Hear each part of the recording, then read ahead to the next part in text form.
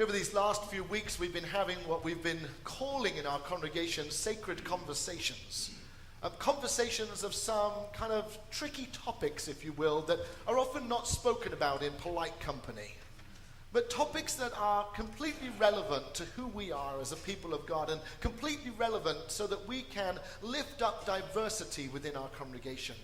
And not only lift up diversity, but also to celebrate that diversity.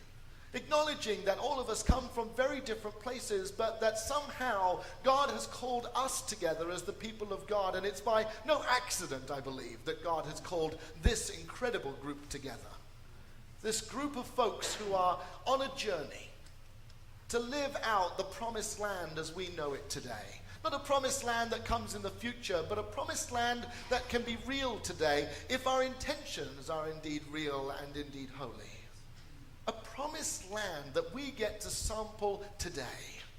If we can turn our lives and turn our thinking and turn ourselves upside down and have the sacred conversations with one another that we need to have in order for us to truly be that radically and fully inclusive community of faith that our vision as a church is to be. That's what we put out there. And that is where we're aiming to be. We're not perfect yet. We're not there yet. We don't say that we're there yet, but we are on the journey to become. And that's all that we can say about ourselves. Indeed, all of us are on a journey to become something different, to become something sacred. And that's the wonderful job of the Holy Spirit for those of us who encounter Jesus. Is the blessing of the Holy Spirit is truly to embrace who we are now, but knowing that what we are now will not be what we are tomorrow.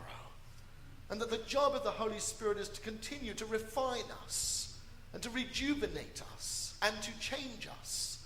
And just as it was through Jesus to turn the world upside down, so we must turn our world upside down in order for it to be that radically and fully inclusive community that we strive to be. Sacred conversations. 3 sacred conversations. On the first Sunday in this series, we talked about sexism. And we talked about how there is still inequality between men and women in our community, in our church, and in the communities of faith. And we talked about how sexism has its root of patriarchy, and how sexism has its root at the dominant culture that we find ourselves in. And how we as a church community have striven always to raise up female leadership and to raise up women within our congregation and within our community, not as a token, but in real and full equality. To ensure that the language that we use is as inclusive as possible. And sometimes we're good at it, and sometimes we're pretty bad at it. And the challenge for us in talking about sexism within our own congregation is to realize that we must find a language that truly embraces women and men alike, but more than just inclusive language around women and men, to include all people at the table of God.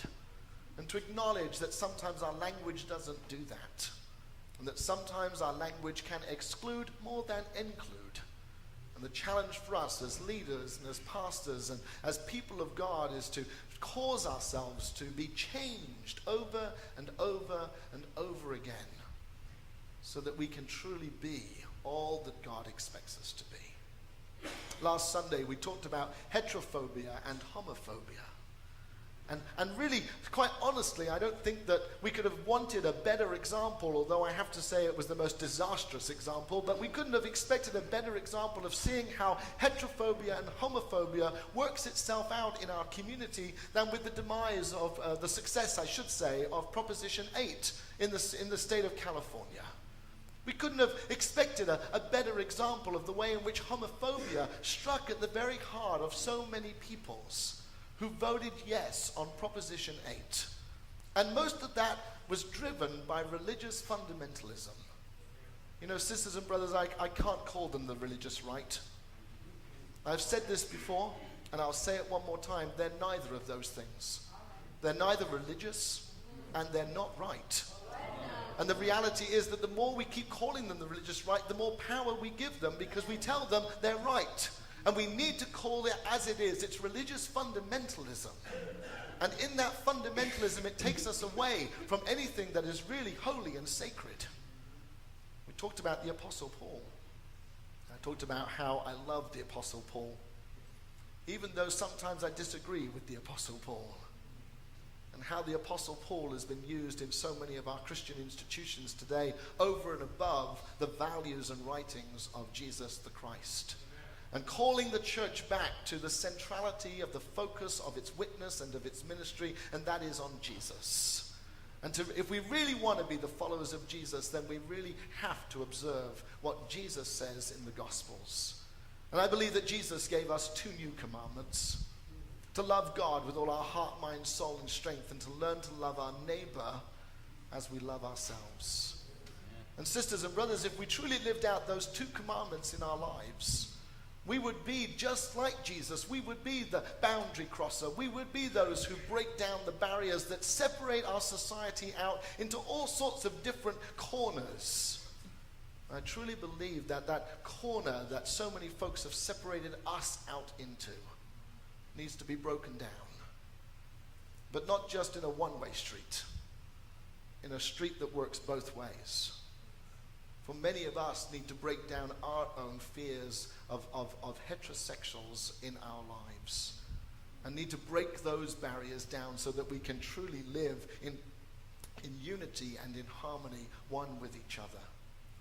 One of the blessings of moving to this community, and I truly believe that West Hollywood was a part of our journey of bringing us to this place right today.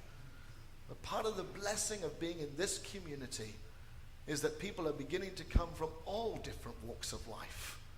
On Wednesdays, we talked about that at our Bible study program. We talked about how the face of this church has radically changed in these last few months, and how exciting that change is, but also what fears that brings up for some folks. That's what Sacred Conversation is about.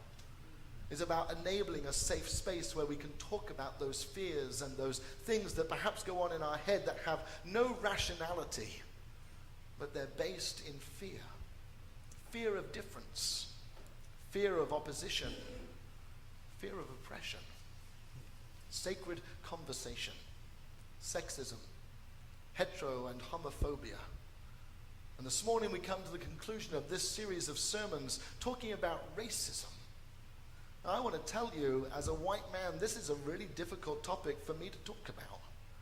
I want to lay it out there very honestly, not only as a white man, but as a white man coming from Europe. This is a really difficult topic for me to talk about. It is a difficult topic for me to talk about because, quite honestly, I think in the first few years of my ministry here at Metropolitan Community Church Los Angeles, I think I was pretty ignorant about the racism that exists in the United States of America. I think it was one of the biggest culture shocks that happened for me when I came to this church, was how embedded racism was, not just only in this community, but in the United States of America. You know, I come from Europe, which has a much longer history. And don't believe me, racism exists in the United Kingdom. It exists everywhere. But in so many ways, it's subtly and dynamically different in Europe than it is here in the United States. Racism, embedded in who we are. It was amazing for me, and I'll just plead my absolute ignorance, but amazing for me to actually meet people in this congregation who were alive when segregation and separation was still enforced here in this country. That was one of the biggest shocks that I had when I came to the US. I guess I hadn't kind of realized just how new this country was and how old the country is that I came from.